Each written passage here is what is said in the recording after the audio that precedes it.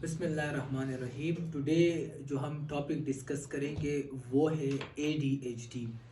ADHD का abbreviation है attention deficit hyper activity disorder. ठीक है, तो इसके हमारे पास दो कंपोनेंट हो गए। एक जो है अटेंशन डेफिसिट, यानी इसको हम सिंपल इंग्लिश में कहते हैं इन अटेंशन, यानी अटेंशन पे ना करना, तवज्जो ना दे सकना।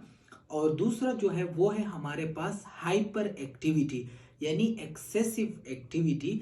या हाइपर एक्टिविटी के लिए DSM-5 ने इम्पल्सिविटी का नाम भी इस्तेमाल किया हुआ है। इम्पल्सिविटी का मतलब ये होता है कि doing an action without for thought, बगैर सोचे समझे कोई एक्शन करना। तो ADHD को डायग्नोज करने के लिए टोटल हमारे पास जो सिम्टम्स की लिस्ट है वो है 18 सिम्टम्स। ठीक है, और इसके लिए जो ड्यूरेशन है वो 6 मंथ की ड्यूरेशन है। अब बहुत से लोगों का ये ख्याल होता है कि ADHD जो है ये सिर्फ चाइल्डहुड की डिजीज है। हालांकि ये चाइल्डहुड के साथ साथ एडल्ट्स में भी पाई जाती है, लेकिन उसकी प्रेजेंटेशन जो है वो चेंज होती है। तो चलो हम स्टार्ट करते हैं फर्स्ट कंपोनेंट से, दैट इज अटेंशन डेफिसिट और इन अटेंशन।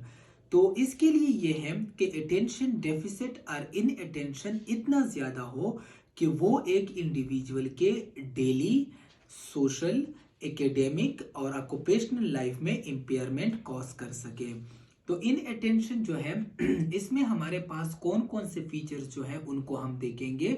तो उनमें पहला जो हम देखेंगे वो ये होगा कि ये इंडिविजुअल जो है ये अपने डेली लाइफ के टास्क पर अटेंशन को फोकस नहीं कर सकेगा, यानी स्कूल वर्क, होम वर्क सही तरीके से नहीं कर सकेगा।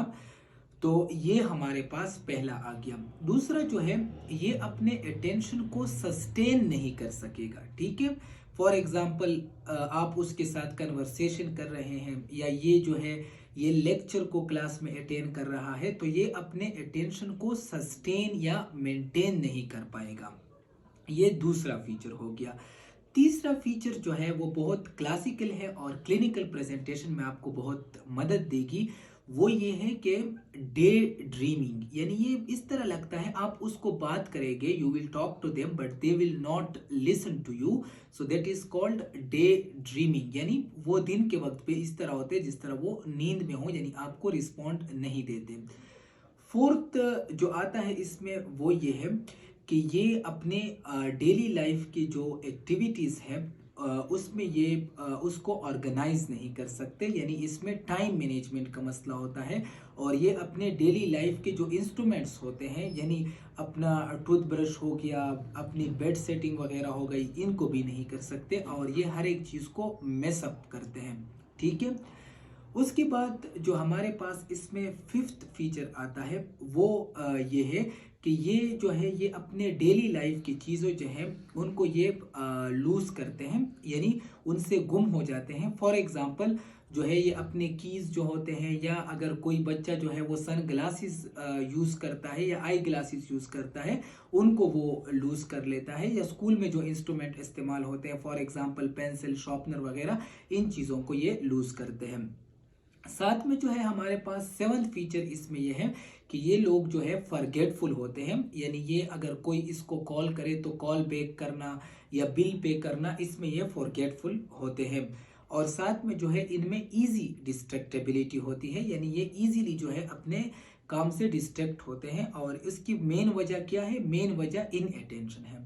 So this was the first component of the ADHD, that is inattention or attention deficit. The second component is hyperactivity or impulsivity. ये भी 6 मंथ के लिए प्रेजेंट होनी चाहिए और ये इतनी ज़्यादा हो कि ये एक इंडिविजुअल के डेली सोशल, एकेडमिक और ऑक्यूपेशनल लाइफ में इम्पेयरमेंट कॉज कर सके। तो हाइपर एक्टिविटी में हमारे पास क्या होगा? नंबर 1 जो है the patient will tapping his hands and his feet and will not sit on one place, जो कि हाइपर एक्टिविटी को शो करता है। सेकंड जो है इसमें ये होगा कि ये अपने पोजीशन को मेंटेन नहीं कर सकेगा। ठीक है, फॉर एग्जांपल अगर जो है ये स्कूल में है तो जिस टाइम के लिए उसे क्लास में होना चाहिए वो उस टाइम तक क्लास में नहीं रह सकेगा ड्यू टू हाइपर एक्टिविटी। या अगर एक एडल्ट है 17 ईयर या उससे ऊपर का है तो वो अपने मीटिंग के जो प्रॉपर ड्यूरेशन है उसको पूरा नहीं कर सकेगा।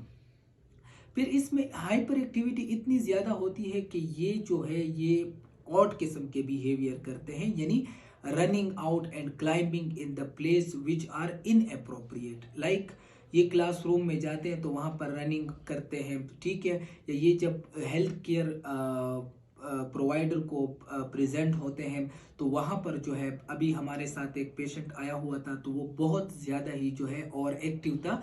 हालांकि अभी अगर कोई चाइल्ड जो है वो क्लिनिक में प्रेजेंट होता है और तो अगर इसमें ये फीचर ना हो तो वो इतना हाइपर एक्टिव नहीं होता। अच्छा, फोर्थ फीचर इसमें ये है कि ये ऑन द गो मूड में होता है। ये वर्ड बहुत इंपॉर्टेंट है, on the go mood or through the motor activity running through an electric motor. इसकी मिसाल इस तरह होती है जिस तरह कोई इसमें आपने इलेक्ट्रिक मोटर सेट किया हुआ है और उसके ज़रिए वो एक्टिविटी कर रहे होते हैं। फिर हम अगर इसकी हाइपर एक्टिविटी वर्बल तरफ में आते हैं तो ये बहुत ज़्यादा एक्सेसिवली टॉकेटिव होते हैं।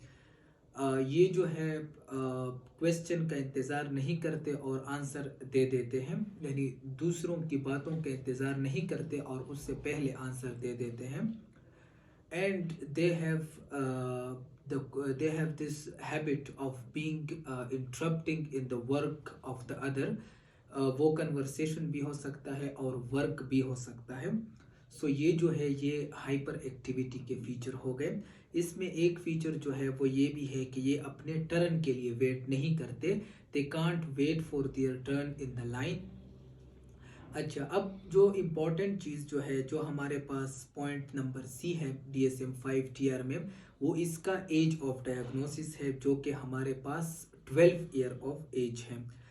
फिर ये ज़रूरी है जो डी पॉइंट है कि ये कम से कम 2 या 2 से ज़्यादा एस्पेक्ट ऑफ लाइफ को मुतासिर करें, यानी जो है हमारे पास सोशल, एकेडमिक, ऑक्यूपेशनल लाइफ को इफ़ेक्ट करें और ये 2 या 2 से ज़्यादा प्लेसेस में हो, यानी home, school, relatives home, friends, इन सारों सर्कल में ये मौजूद हो तो इसको जो है हम फिर ADHD कहते हैं।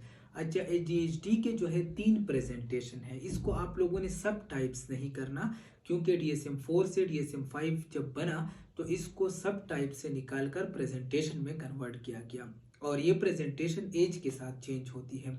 जो हमारे पास अर्ली एज ऑफ चिल्ड्रन होता है उसमें हमारे पास होता है pre dominant hyper active phase. फिर जब मिड एज में जाते हैं चिल्ड्रन तो उसमें मिक्स्ड प्रेजेंटेशन होती है, यानी उसमें इनअटेंशन का फेज भी होता है और हाइपर एक्टिविटी का फेज भी होता है। और जब ये जो है लेट एडोलेसेंट और अर्ली एडल्टहुड यानी 17 ईयर्स या अबाव में चले जाते हैं तो इसमें प्री डोमिनेंट इनअटेंटिव फेज आता है। So this was all about ADHD। आप लोगों ने मुझे एक चीज़ बतानी है कि वो कौन सा न्यूरो डेवलपमेंटल कंडीशन है जो ADHD को गिव राइज कर सकता है, जिसकी वजह से ADHD हो सकता है। Thank you.